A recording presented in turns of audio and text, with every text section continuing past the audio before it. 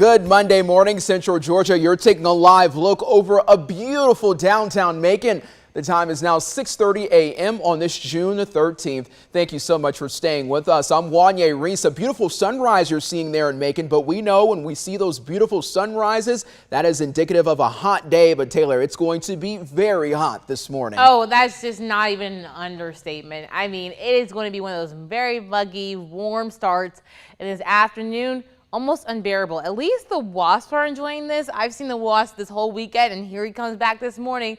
So he is ready to seize the day. I hope you guys are too. Live look again in Macon. Beautiful across the area. Beautiful sunrise, but a warm start. 73 degrees in Macon. Humidity at 90%. So you're feeling it as soon as you walk out the door. Low 70s north of Macon, mid 70s around Macon, and some upper 70s were there just a few minutes ago. But now we're back into the mid 70s across southern parts of the area as well. 76 now in Vidalia, 75 in Unadilla. Now pair that with dew point temperatures in the upper 60s. If you're lucky, 70s for most of us across the board. It's feeling very uncomfortable, humid. You're feeling it when you're walking or getting in your car. Now, by this afternoon, as the sun really takes a hold of the day, temperature is rising into the upper 90s, possibly triple digits across central Georgia. Again, the chance for afternoon showers and storms is there as well. I'll break down the full forecast. That's coming up. Thank you, Taylor. This morning, we hope to learn more about a weekend fight at a Macon hospital. Reports on social media claimed it happened outside of Atrium Health Navicent involving a large group and then spread it inside. Witnesses reported seeing guns inside the hospital. Atrium Health Navicent referred all questions to the Bibb County Sheriff's Office, who says that they only helped hospital police with the call. The Sheriff's Office confirmed that they responded to a fight there, but did not say if anyone fired shots. They say no one got hurt and their office did not arrest anyone. Right now, Bibb deputies are trying to find the man who robbed a Macon store. The Sheriff's Office says it happened just after 6:15 yesterday morning at the Napier Neighborhood Grocery on Pioneer Avenue. They say this man you see on your screen went into the store with a gun, demanded money from the clerk, and ran away after getting the cash. No one was hurt. Now to three other headlines we're following for you this morning from the weekend, starting with a shooting that left a teen hurt in Macon. It happened just after 9:30 Saturday night at a home in the 2400 block of Recreation Road. The Bibb County Sheriff's Office says deputies responded to a shots fired call. When they got there, someone told them that a 17-year-old girl got shot and went to the hospital. The Sheriff's Office says as of Saturday, the teen was stable. Investigators are still looking into the case. If you have any information about this shooting or the Napier neighborhood grocery robbery, you can call Macon Regional Crime Stoppers. That number, it's 1-877-68-CRIME. That number again for you, it's at the bottom of your screen. It's 1-877-68-CRIME. Lawrence County deputies in the GBI continue to investigate a shooting in Rents. Details are limited, but this is what we know this morning. The Sheriff's Office says deputies responded to a call of a potential domestic dispute yesterday. They found two people shot when they arrived. Both went to the hospital, but there's no word on their condition. Two people now face charges after a high-speed chase Saturday morning that started in Trutland County and ended in Lawrence. Georgia State Patrol says a driver sped away after getting stopped for speeding in Trutland.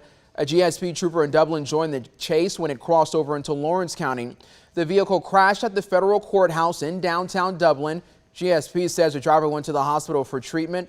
A passenger in the car did have active warrants and authorities arrested them. State Patrol says both the driver and passenger face charges, but they have not said what those charges are quite yet.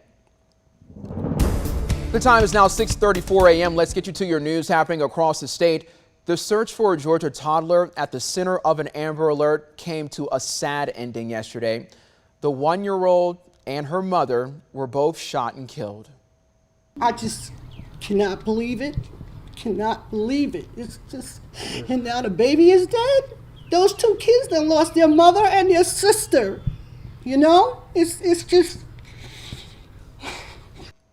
It's absolutely heartbreaking, honestly. The Newton County Sheriff's Office says 38-year-old Darian Bennett kidnapped his 1-year-old daughter, Jakari Bennett, from a home in Covington Saturday night. Before leaving, they say he shot two people inside, killing the child's mother and critically hurting her grandmother.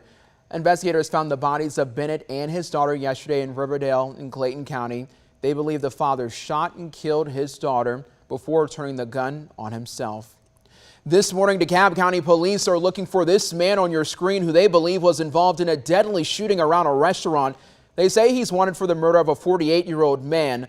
The shooting happened Saturday morning outside Fletcher's Place in the South DeKalb Mall.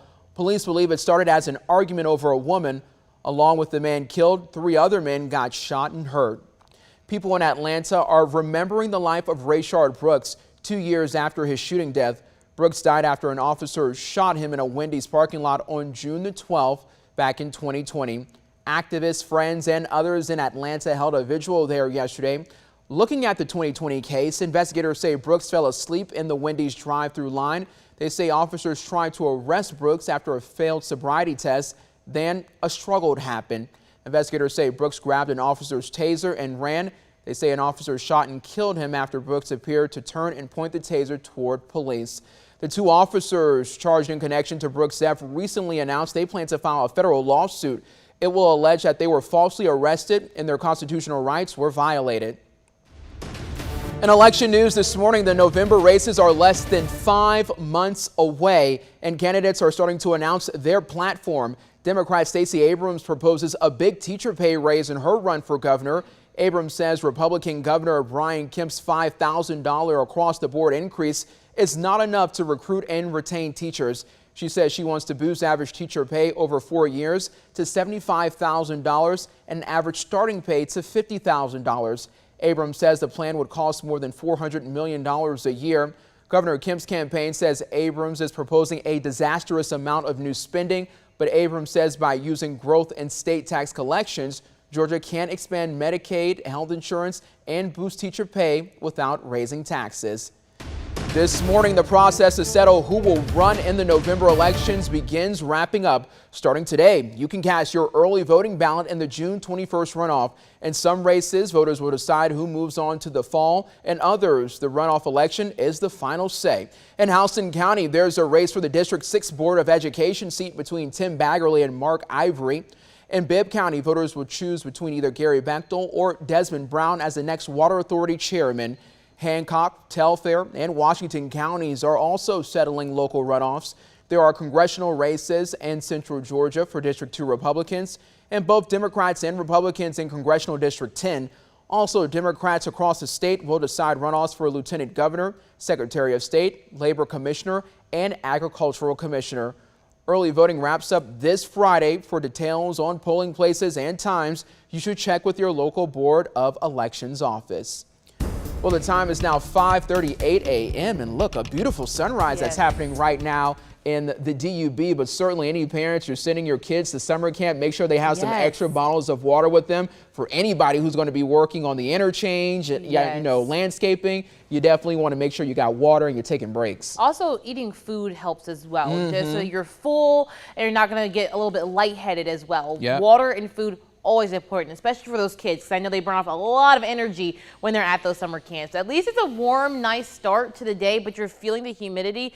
Here's a live look from Dublin, from the Fred Roberts building. The sun is shining, and the sun will be the thing that's really going to make us, obviously, very hot today, and really is making us warm right now. Across the area, we're seeing 70s right now in Dublin, 73 degrees, so shaping up to be much the same across central Georgia, and we're seeing that a little bit cooler as you head north of Macon, but around Macon, mid-70s are on the board for right now. 74 now in Jeffersonville, 75 in Cochran, 71 in Perry, 72 now in Fort Valley, and 73 in Forsyth. Area-wide, we're seeing those low 70s north and west of Macon, and then we're seeing mid to upper 70s south and east. So everybody's sitting warm for this morning and feeling very muggy as you head out the door. The muggy, warm, and hot conditions will continue for today.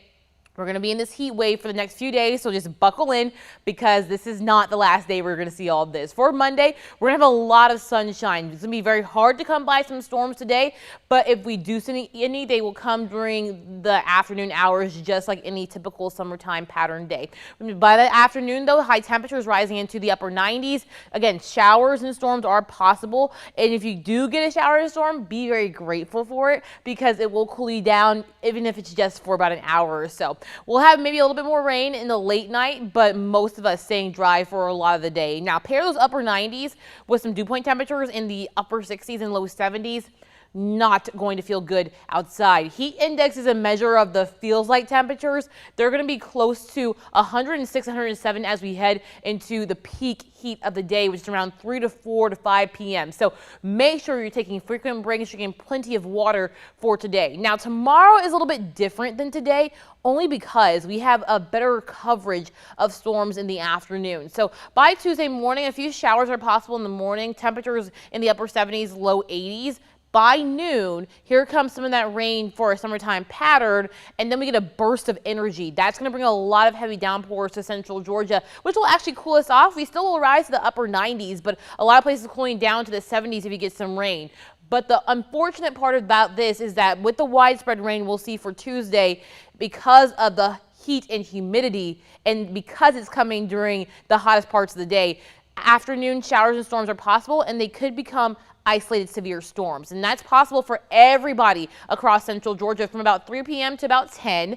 Damaging winds and hail are the main threat. Of course, any lightning is possible with any stronger storm. Now, the reason why we're sitting so warm and really muggy for today and really through the next few days, we have lower winds at the surface bringing in some warm moist air from the Gulf of Mexico and the Atlantic Ocean, but also we have this high pressure system in the upper levels of the atmosphere sliding closer and closer to central Georgia, and once it moves to the east we start to see those temperatures pick up. So Wednesday and Thursday will definitely be our hottest days, inching towards those triple digits for just actual air temperatures. Now pair those upper 90s and triple digits with dew point temperatures through the rest of the work week in the mid 70s, feeling very muggy. We're going to have some of those temperatures for those feels like temperatures in the triple digits nearing 110. We'll probably be in heat advisory conditions for Wednesday and Thursday, so just be careful. At least a cold front comes on Saturday, clears us out and cools us down just a little bit.